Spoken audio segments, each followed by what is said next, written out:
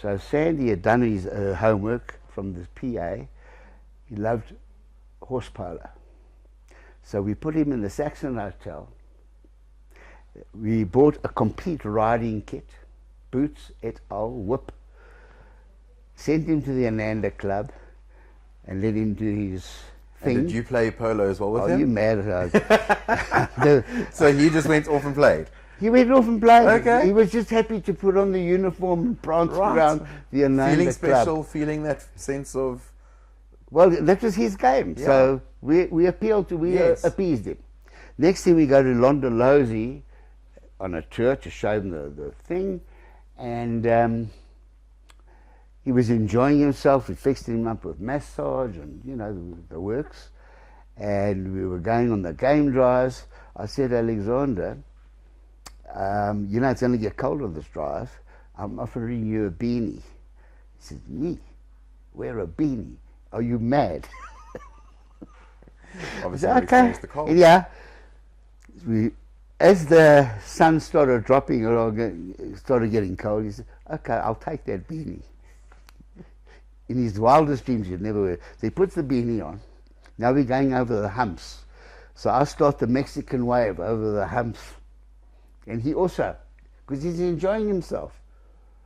And Yael takes a snap of him. And she says, okay, now we're going to put it on our leader page. You and the beanie. Yeah. If you don't sign this agreement.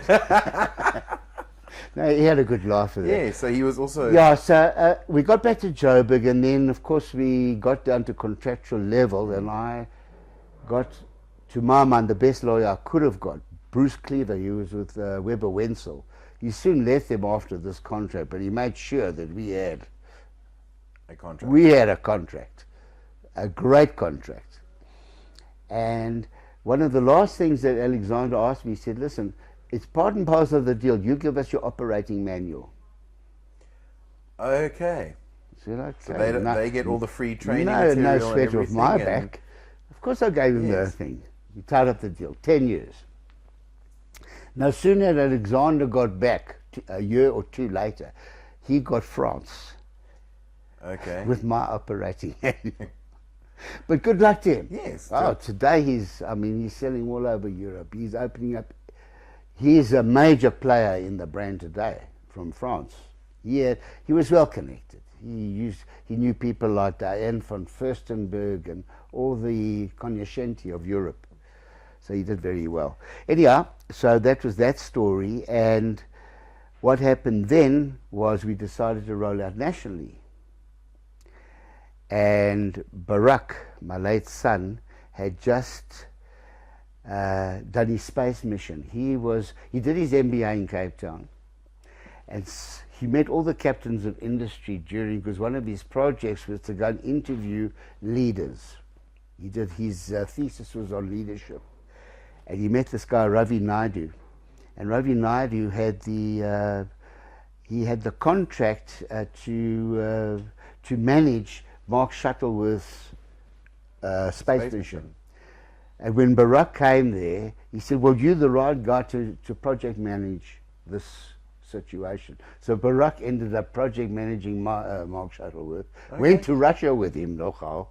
Well, sure, that blow your mind, like space mission. Words that you wouldn't even think of. I'll show you. There's a picture of him in Russia with Mark. And he came back. That was a short-lived project. And then he had his MBA. He won the Bright Business Award for being the best student. He was very clever, Barak, and well loved, and a nice guy. And I said, "What next, Barak?" He says, "I don't know. What do you think?" I said, "Why don't you come into the business?" He says, "I will, as long as I can work from Cape Town." So there it was. So Barak took the role of franchising, of rolling out the complete franchise story, and he was very successful. He was very, Barak was the most pleasant guy you could ever meet. He had a brain on him, he was humble, he was everything. He had the charisma. And he had the charisma, and he had the trust. Yes. And I stand to be corrected. I thought that Hout Bay was the first franchisee, And Nitesh told me that, in fact, it was KZN.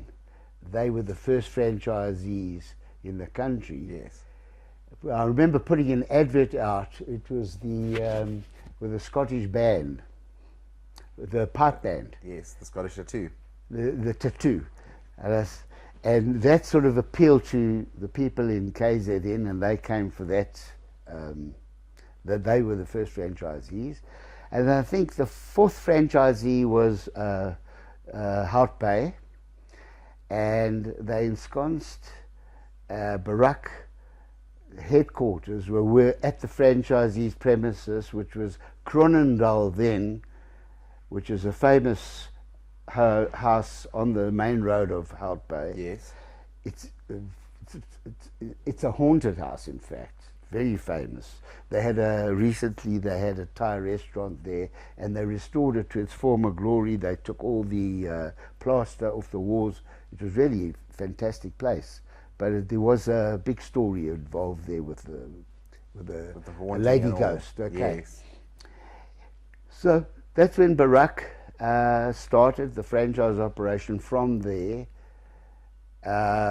and it just grew exponentially.